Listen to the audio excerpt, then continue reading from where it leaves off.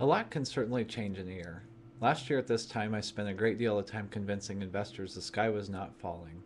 As you might recall, the Fed had just hiked interest rates for the first time in nearly a decade, and both stock and bond markets were selling off.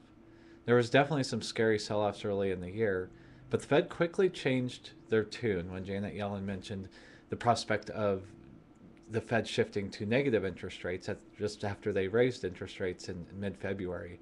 And from there, the market bottomed, and then things kind of chopped around once again.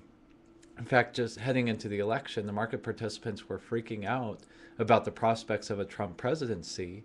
But shortly after he won, in fact, after bottoming in the overnight session as it appeared likely that Mr. Trump was going to win, they quickly changed their tune.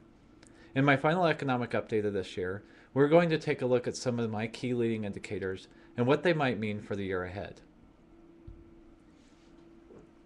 One of the things President Trump may be up against as he tries to implement his policies will be the fact that our economy appears to be close to full employment. President Obama likes to go around bragging about the record jobs recovery under his watch, and certainly the gains in employment and the duration of them is certainly impressive. The problem all along has been the quality of these jobs. According to the Department of Labor, a majority of these jobs added from 2009 to 2013 were right around the $8 to $14 an hour range. But then from 2013 to 2015, we saw a little bit of an improvement, with the majority of the jobs being added shifting to the $12 to $24 an hour range. Now, if we split the difference and kind of looking at the numbers and going through everything, you can see about the average job added was about $16 an hour, which, for those making $10 or $12 an hour, that might seem like a pretty good deal. But that's about 40% less than the average wage back in 2006, 2007, just before the recession began. Now, worse, as the labor market tightens, we're now seeing wages finally going up. Now, again, that may be something that if you haven't had a raise in a while, you're thinking, hey, this is great. But the problem is, this creates an inflationary push in the economy, and that's one thing that has caused the Federal Reserve to show some concerns. And you have along with it the forced minimum wage hikes that we've seen across the country. We could start to see rapid inflation, and the Fed definitely wants to stop that. So in other words, the Federal Reserve may be fighting all of those plans that Donald Trump has as far as growing the economy. Now, one of the bright spots we've seen for the economy, it continues to be the service businesses. Now, these businesses do not have as much overhead, so they can easily ramp up, leading to more economic growth. Now, this is one of the economic indicators we'll watch very closely in the year ahead. As you can see, the downtrend back in 2006, 2007 was a very good indication that something was amiss with our economy. Now, remember, service businesses can also quickly decrease their activity just as quickly as they added it. So this is something that we need to watch very closely, because a sharp slowdown in economic growth could come right around the same time service businesses are starting to cut activity. Now, those of you that have watched more than a couple of these updates, one of my favorite indicators for future activity is the housing market. Over the past few months, we've again seen a drop in building permits, which, as you can see from the chart, we've had some little bit of false warnings there along the way. I have a blue line of when I really start to get concerned, and we were there early in this year. And again, we've seen as interest rates have started to tick up, building permits have again fallen off, and that could be something that continues to get worse as interest rates go up even more into the future. So why do I watch housing so closely? Well, this, I always say this is a chicken or an egg type thing. Does strong housing growth cause a big push in the economy, which I really do think is true, because if you think about it, if you've ever bought a new home, you can see all the activity that goes into not only building that home, but also after the fact, when you buy a home and you need new blinds and you need new furniture and you decide, I want to get new pots and pans, and now I have to do my yard. And there's a whole lot of activity that's generated around there. And then as developments go up, new businesses are open to help support those developments. And it's a very strong push of economic activity. On the other hand, as the economy gets better, people feel better, so they're more likely to buy a house. So there's a very tight correlation here. But you can argue not, till you're blue in the face of which causes which.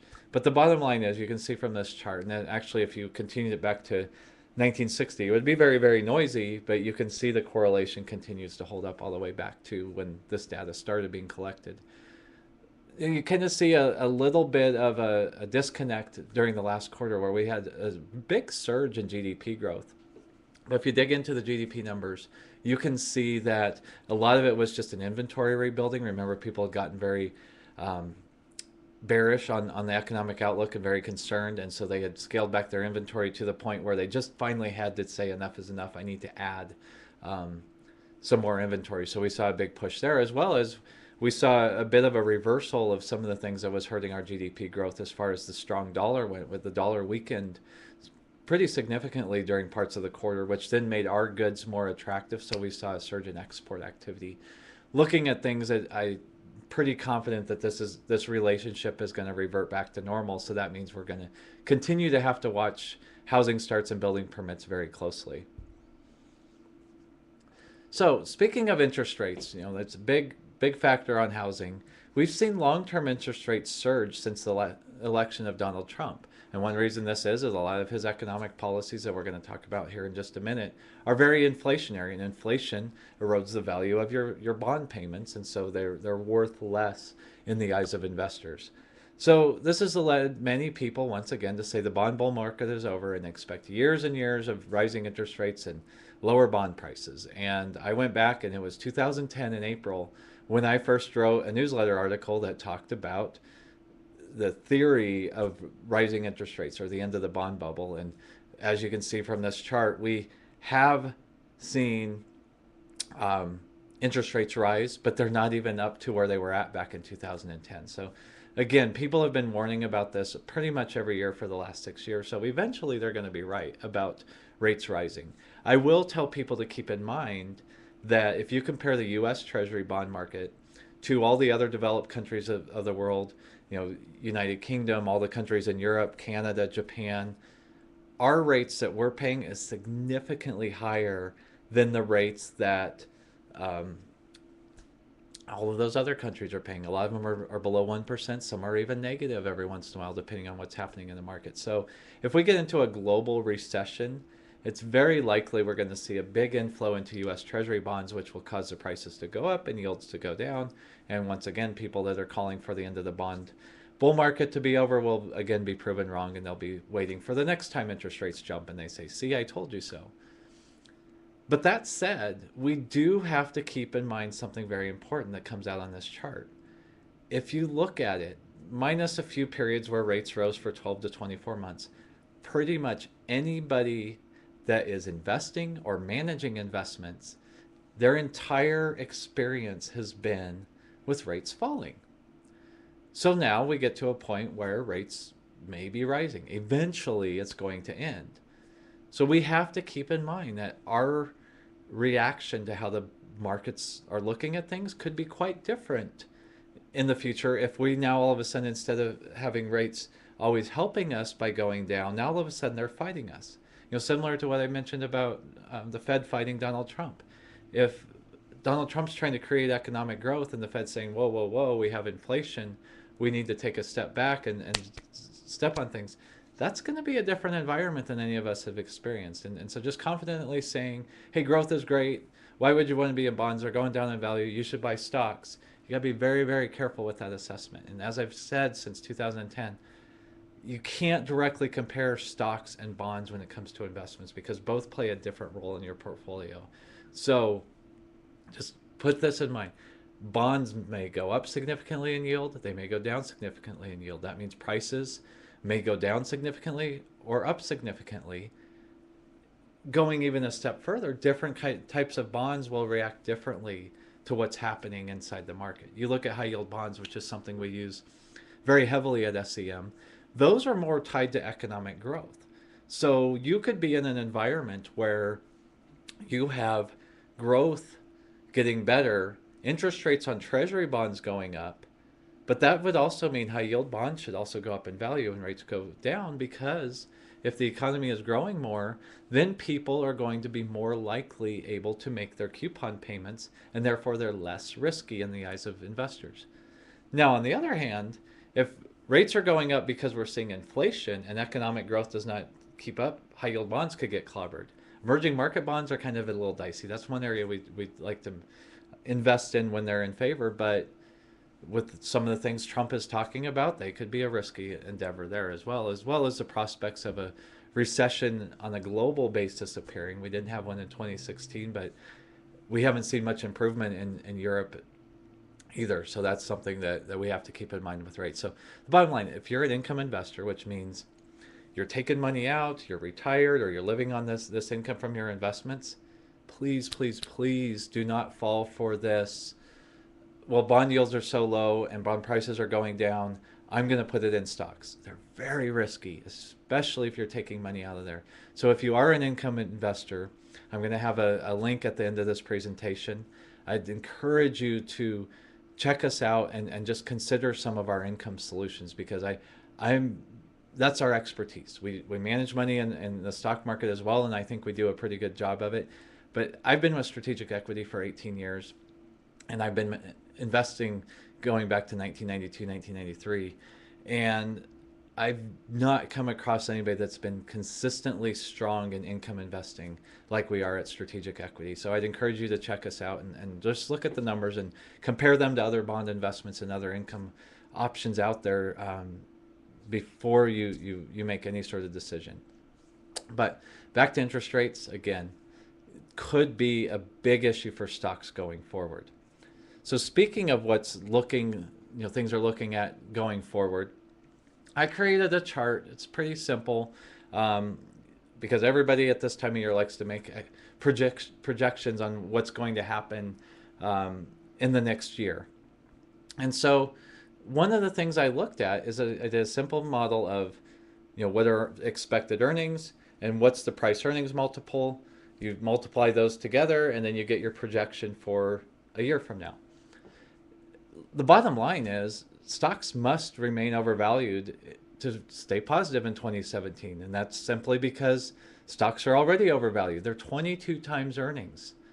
That's very, very small. You look at the long-term average and it's somewhere around 17 times earnings. And then you start to look at, okay, what type of growth is projected in? And so that's kind of the bands that I have in there. You could see the top blue line is looking at if we have what is currently Wall Street's expectations for 2017 earnings. I hope you're sitting down for this. They are projecting a 20% increase in earnings growth.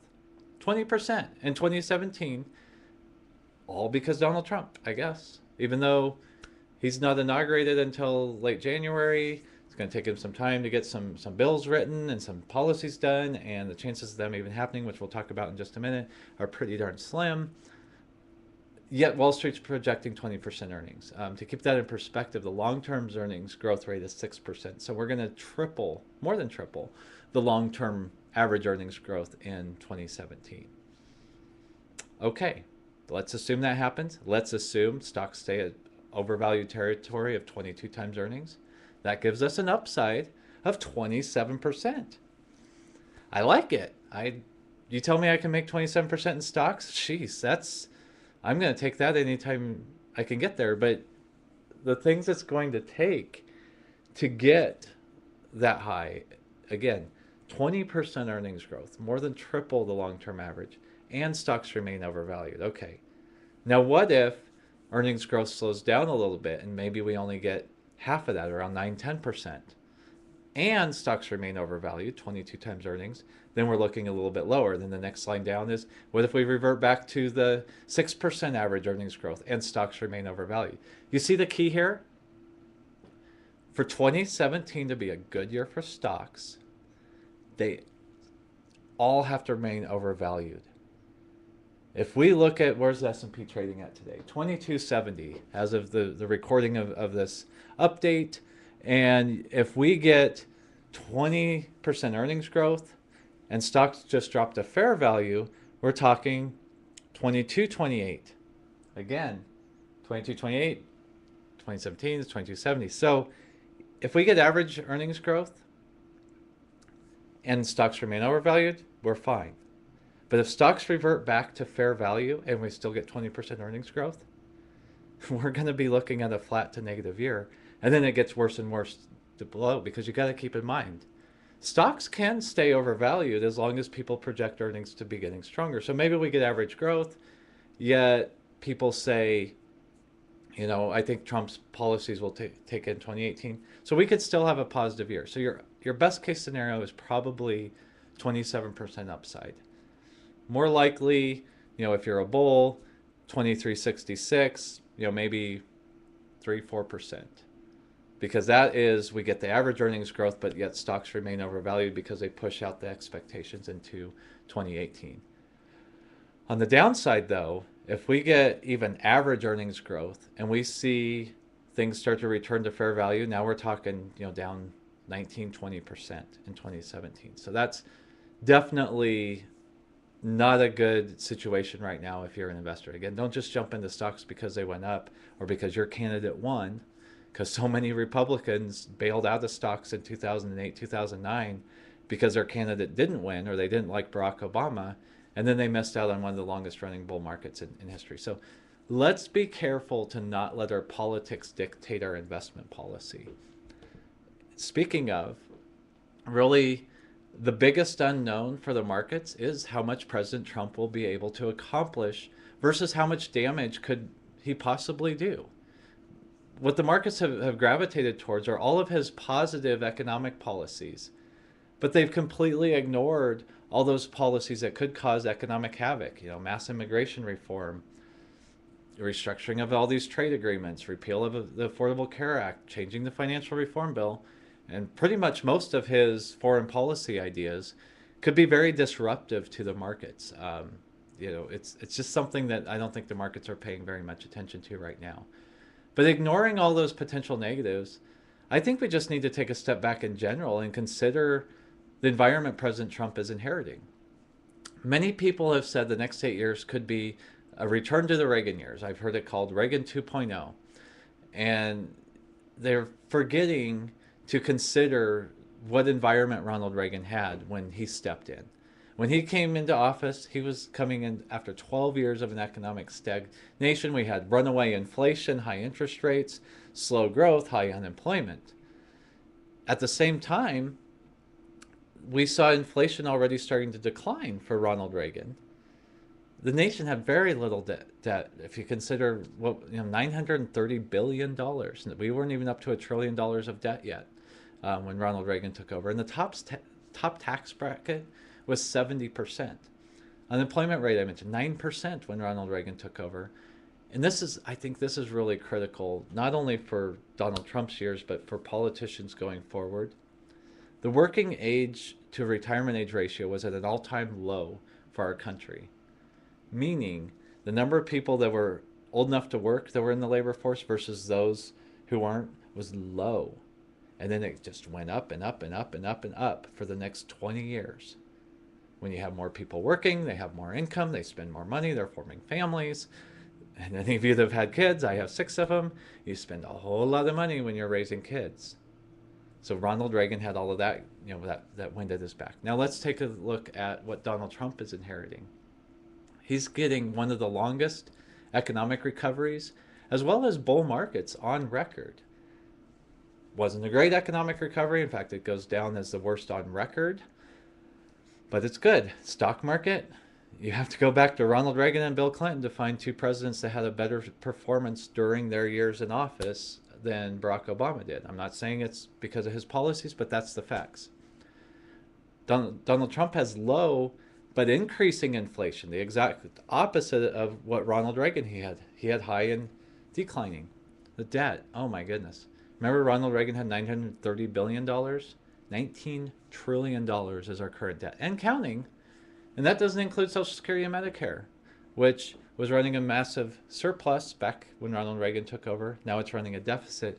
And by 2020, if something's not done, we're going to start to see the interest rate payments that our current budget has to pay into Social Security and Medicare because of all the 30 years plus of borrowing from those funds, that it's just going to be this exponential increase. Also consider the top tax bracket of what Ronald Reagan had to deal with. He had a low deficit, 70% top tax bracket. Easy to cut taxes way down and help out and kind of get his trickle down theory to go. Now we're about 40% for the top tax bracket, as well as you have some Republicans looking at the deficit and saying we can't really afford to cut taxes right now. You have other people in Congress. Remember, every 2 years is an election, so it's almost election season again for the House, and as well as some Senate seats. They're not going to be looked at kindly from a lot of their constituents if they cut taxes for the upper tax bracket. So I don't think a mass tax cut's going to be as easy to get done as most people believe. Look, the unemployment rate, it was 9% when Reagan took over, 5% and falling now. Reagan was inheriting actually increasing employment. And then the most important thing, remember the working age to retirement age ratio was at an all-time low when Ronald Reagan took over. Right now it's at an all-time low and continuing to decline. And that's something that we're just going to have to deal with. Baby boomers pushed all this money into the economy and they helped stimulate things, and now we're going to start to see them spending all their investments and just kind of this drag on economic growth and this drag on investment returns. And that's something that we got to deal with. Our country has to deal with it, and just some of these policies that Donald Trump has put out there sound great. In fact, I've been talking about, gosh, since 2010, we need fiscal stimulus to complement monetary stimulus. Yet the Fed for the last 7 years has been stuck trying to use monetary stimulus to try to stimulate the economy and do things that the fiscal side should be doing. Fiscal's Congress in Washington and the things that they spend. And now we're in this weird environment where the Fed is pulling back their stimulus on the monetary side, and yet we're looking at the prospect of fiscal stimulus. That's just not as bullish of a situation as people are looking at. The time to do fiscal spending was 7 or 8 years ago. Even 4 years ago would have been nice. And now that we're spending it at the time where we're already at low employment, inflation's starting to heat up, interest rates may skyrocket. I don't know. It's a tough situation. At best, it's not going to be as easy as Ronald Reagan had it, as most people believe. You can look back at history, and Ronald Reagan didn't have it that easy, and he was very good at working deals and compromising. So the moral of the story is it's going to be a much more difficult time for Donald Trump than I think the market is pricing in. So you should plan accordingly.